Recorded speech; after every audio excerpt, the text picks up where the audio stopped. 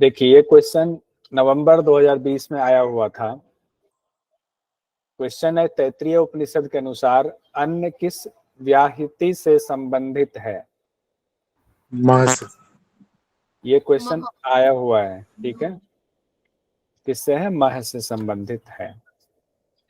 अब जून 2019 में ये क्वेश्चन आया था। थोड़ा सा ये टफ है, हालांकि कुछ क्वेश्चंस जानबूझकर टफ रखे जाते हैं जो जीआरएफ निकालना है। अगर आपको गवर्नमेंट पैसे देगी 50,000 से ज्यादा, अब तो 6-7 हजार रुपये और बढ़ा दिया गया है जीआरएफ के लिए। तो देखिए जून 2019 में पूछा गया था सूची 1 और सूची 2 को सुमेलित कीजिए। बट ऑब्वियस है कि थोड़ा सा अपना क्वालिटी आपको बढ़ाना पड़ेगा।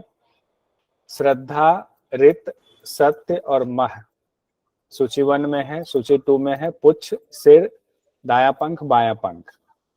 ये क्या है तो बता सकते हैं पहले कि क्वेश्चन है क्या। ये तुलना की गई है हंस के पंख और सिर से, के पंखों से सर से तुलना की गई है। सर से तुलना करी गई है। कौन सी जगह पे इसका जिक्र आया है? पंचकोश के अंतर्गत। पंचकोश में। बहुत सुंदर। कौन से कोश में है? विज्ञान में। विज्ञान में। अच्छा, तो इसका आंसर जरा दीजिए। श्रद्धा क्या होगा? सिर सर। श्रद्धा सर। रित? दाया पंख। दाया पंख। सत्य? सत्य बाया पंख। बाया पंख। मह पुच्छ। मह पुच्छ हो गया। हम लोगों ने देखा था ना, विज्ञान में शरीर है जो आयुषी जी ने कहा, उसका हम लोगों ने इस तरह से पढ़ा था। जिनका छूटा हुआ है वो देख लीजिए कि विज्ञान में शरीर है, उसको बस एक समझाने के लिए पक्षी के शरीर से उसकी तुलना की गई कि श्रद्धा ही सिर है, रित जो मतलब सदाचार वो दाहिना पंख है, सत्य भाषण सत्य जो है बाया पंख है, मह पुच्छ है, और एक जो इसमें नहीं दिया हुआ है वो शरीर जो ये मध्य भाग है, योग, उसको शरीर का मध्य भाग कहा गया है। तो इस हिसाब से आंसर कौन सा हो गया हमारा? सिर, दाया पंख, बाया पंख, पुच्छ। तो 2 3 4 1, 2 3 4 1 सी वाला आंसर हमारा सही हुआ। उसके बाद आगे बढ़ते हैं। जून 2019 में तैत्तिरीय उपनिषद से यह सवाल पूछा गया कि तैत्तिरीय उपनिषद के अनुसार पंचभूत के उद्गम का सही क्रम क्या है। ये बहुत जगहों पर आता है, कई बार आता है, बहुत आसान क्वेश्चन है। आकाश, वायु, अग्नि, जल और पृथ्वी। ऑप्शन 4। सब लोगों का ये कंफर्म है? किन्हीं को कोई डाउट है तो बताइए। जी नहीं। सुनीता जी, निष्ठा जी, लक्की जी, जयंत जी? लो सर। नहीं ना, ठीक है। आकाश, वायु, अग्नि, जल और पृथ्वी, इसको तो रट जाइए। और वैसे भी हम लोगों ने पढ़ा हुआ है कि आकाश ही सबसे पहले है और पृथ्वी सबसे लास्ट में। तैत्तिरीय उपनिषद में वर्णित अध्यायों को किस नाम से जाना जाता है? वल्ली। कितनी वल्ली है तैत्तिरीय उपनिषद में? 3 वल्लियां। कौन कौन सी है? शिक्षा वल्ली,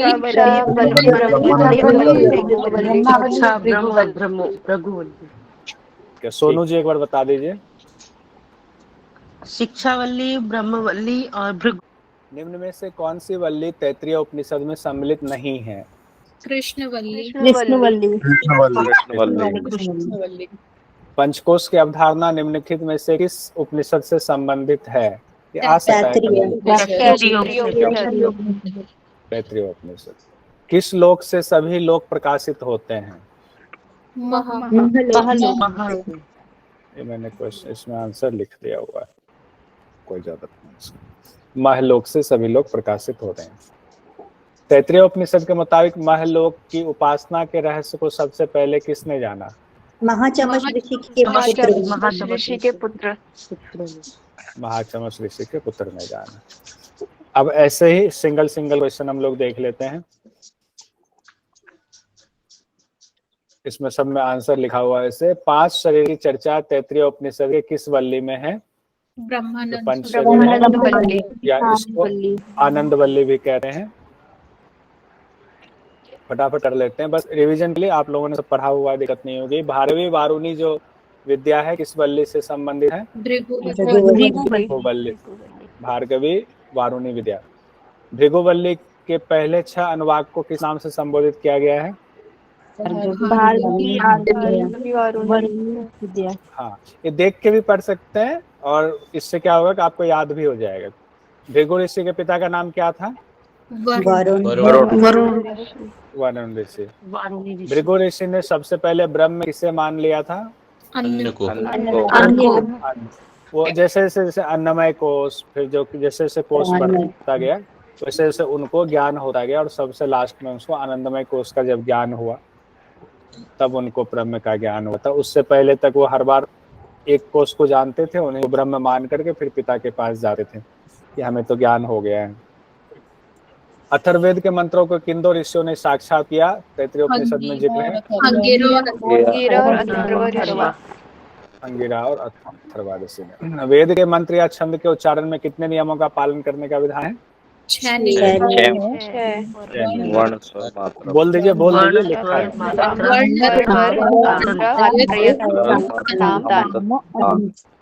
बस।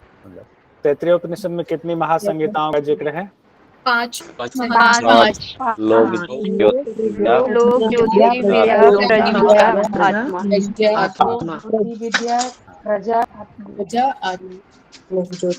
स्वर्ग लोक और पृथ्वी लोक संयोजक किसे माना गया? वायु।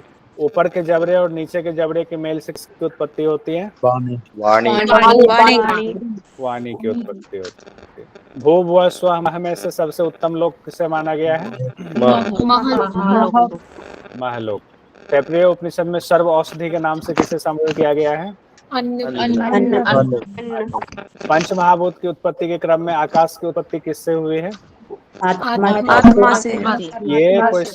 ये क्वेश्चन भी बहुत इंपॉर्टेंट है, कई बार पूछ लिया जाता है।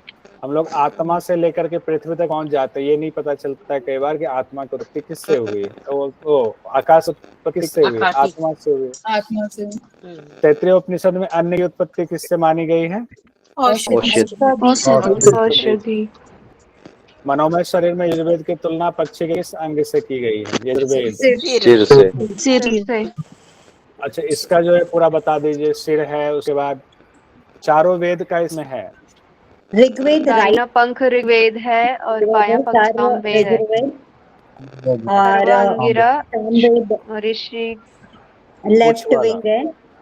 आधार है जो अथर्ववेद, उनके दोनों के मंत्र अंगिरा ऋषि और अथर्वऋषि के मंत्रों को आधार माना है। पूछ हो गया आधार। और जो नियम है उनको मध्य भाग माना गया। बहुत सुंदर। एक बार फिर से देख लेते हैं, याद आ जाएगा। देखिए, ये है मनोमय शरीर। यजुर्वेद सिर है, ऋग्वेद दायां पंख, सामवेद बायां पंख, और पूंछ को कहा गया है अथर्ववेद, उसी को आधार कहा गया है। और जो इसका नियम है उसको आदेश कहा गया, शरीर का मध्य भाग है। कबूतर का चित्र बहुत अच्छा हुआ है सर। बढ़िया बना है ना? अच्छा है, बहुत अच्छा।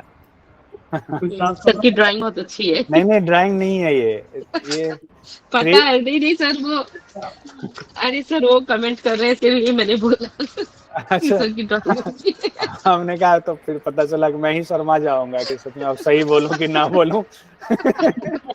ये जो है दूसरे का क्रेडिट अपने सर ले लेना चाहिए कि नहीं? नहीं सर, अमित जी ज्यादा तारीफ करते हैं सबकी ना, इसलिए। हाँ, अरे अमित जी नहीं रहते हैं तो लगता है क्लास ही नहीं हो रही है, लाइवनेस में नहीं रहते। वो दरअसल 3D लाइब्रेरी होती है ना, उसमें दिया हुआ है। जब अमित जी बोलते हैं तो मन खुश हो जाता है। हाँ, प्रसन्न हो जाता है। ज्यादा भी मत बोलो।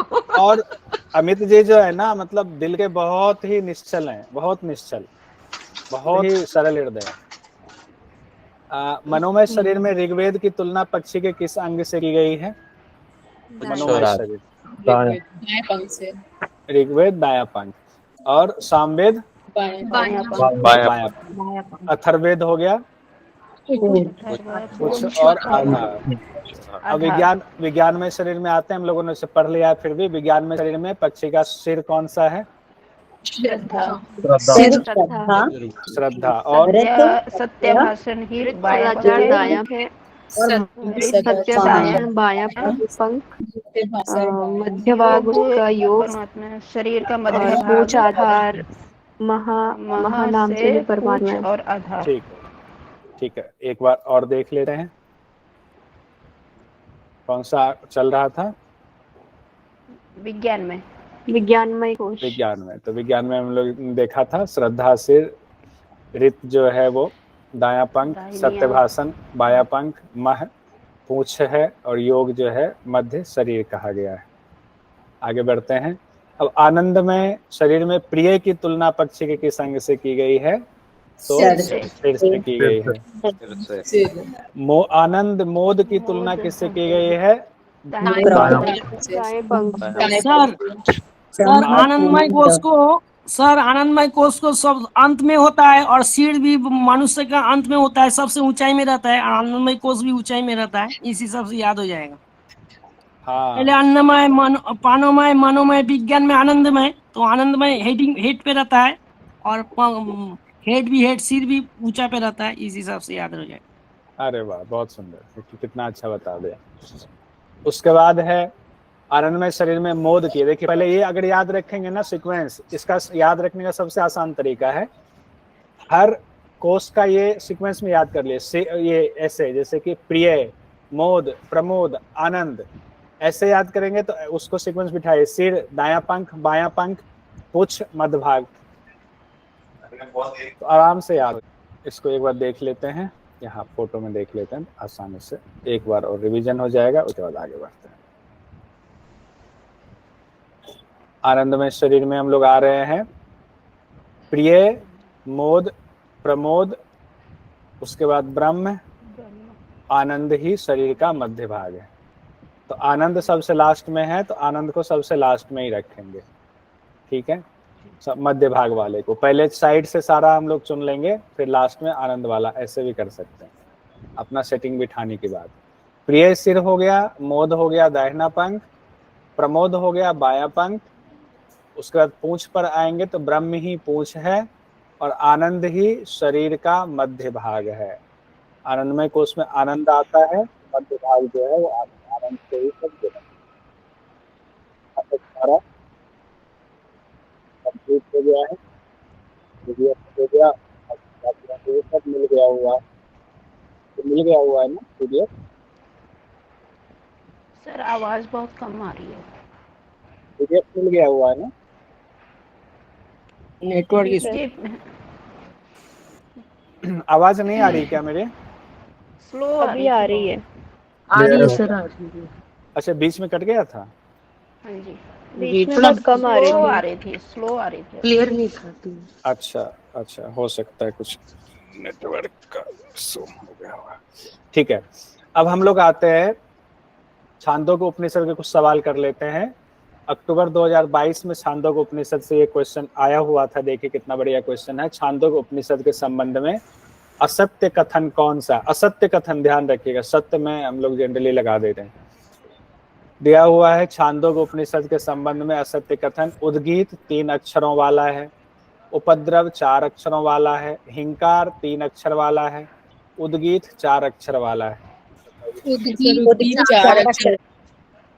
नहीं यार, हिंकार कहते हैं ना जब सफेद कुत्ते को घेर करके जो है बाकी कुत्ते जो है कहते हैं हमें भी अन्न के लिए परमात्मा से हमारे लिए प्रार्थना करो, तो जब वो मंत्र का जाप करते हैं तो पहले हिंकार ध्वनि उन्होंने किया हुआ है। अब दूसरा क्वेश्चन है, छांदोग्य उपनिषद के अनुसार आधिदैविक उद्गीत उपासना का निर्देश है। आधिदैविक बताइए, सब लोग बताइए। आयुषी जी कह रहे हैं आदित्य की, शालिनी जी कह रहे हैं आदित्य की, बाकी लोग रुद्र आदित्य की है। रुद्र किन्होंने कहा? सूर्यकांत जी। इसका मतलब आपको समय नहीं मिल पाया रिवीजन करने का, ठीक है। सही आंसर आदित्य है, ठीक है। एक बार रिवीजन जरूर, कुछ नहीं इसलिए देखिए वीडियो का फायदा क्या है, इस क्लास की या बाकी जितने भी ऑनलाइन क्लास जो भी चला रहे हैं उसका फायदा ये कि वो लोग वीडियो डाल करके, हम भी वीडियो डालते हैं तो उसी चीज को पढ़ाते हैं। एक बार वीडियो भी सुन लेंगे तो रिवीजन हो जाएगा। छांदोग्य उपनिषद किस वेद से जुड़ा हुआ है? सामवेद से। सामवेद से। छांदोग्य उपनिषद में किस रस को सर्वोत्तम माना गया है? ओमकार। ओंकार रस को सर्वोत्तम माना है। सांडिल्य विद्या की चर्चा किस उपनिषद में है? छांदोग्य छांदोग्य उपनिषद में है। उद्गीत की चर्चा किस उपनिषद में है? छांदोग्य। अभी तो हम लोग छांदोग्य कह के कर रहे हैं, क्वेश्चन तो आसान हो जाता है, लेकिन जब एग्जाम में आ जाएगा तो उस वक्त थोड़ा सा लगेगा कठिन है, अभी तो आसान एक लगेगा। और भी उपनिषद में चर्चा है ना, मुंडक या मांडुक्य। किसकी चर्चा? ओंकार का वर्णन शायद उसे भी है ना, ओंकार को धनुष बना के इस तरीके से। हाँ, ओंकार है, लेकिन उद्गीत शब्द का इस्तेमाल जो है वो यहीं पर ओम किया पूछेंगे तो फिर दोनों में आ जाएगा। हाँ, फिर तो दोनों में। ओंकार की तो चर्चा कई उपनिषद में है, लेकिन उद्गीत जब कहेंगे, उद्गीत नाम से उसका पूरा बताया गया कि कितने से बना हुआ है, तो ये विशद व्याख्या सिर्फ छांदोग्य में है और कहीं नहीं। धनुष वाला तो वो मुंडक में आ जाएगा ना, मुंडक में है वो, धनुष और ब्रह्मलोक। धनुष वाला 2 जगहों पर है, वो आएगा तो मैं बताऊंगा। हाँ, एक आगे भी उपनिषद आगे भी है। निम्नलिखित में से छांदोग्य उपनिषद से जुड़ा मशहूर वाक्य क्या है? तत्त्वमसि। मतलब क्या होता है इसका, तत्त्वमसि का? वही तुम हो, तुम वही ब्रह्म, तुम वही हो, तुम वही ब्रह्म। जो परमा में तत्व तो है वो मेरा अंदर भी तत्व है। ब्रह्म हो।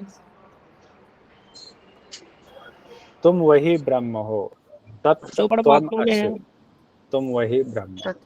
ठीक है, तो हमारा ये भी हो गया। जिन लोगों का नहीं हो रहा था, नहीं जवाब दे पा रहे थे, वो लोग एक बार प्लीज वीडियो देख लीजिएगा, और फिर रिवीजन भी, पीडीएफ भी हमने भेज दिया हुआ है, और पीडीएफ भी देख लीजिएगा, हो जाएगा। और जो उसमें और जो इम्पोर्टेंट लगे उसको खुद से नोट कर लेंगे अपना एक पेज, जैसे कि जो आप प्रिंट निकाल रहे हो ना, तो प्रिंट में 1-2 सादा पेज डाल करके अपना नोट बना करके उसी के साथ आप अटैच कर सकते हैं, रख सकते हैं, बहुत आनंद आएगा।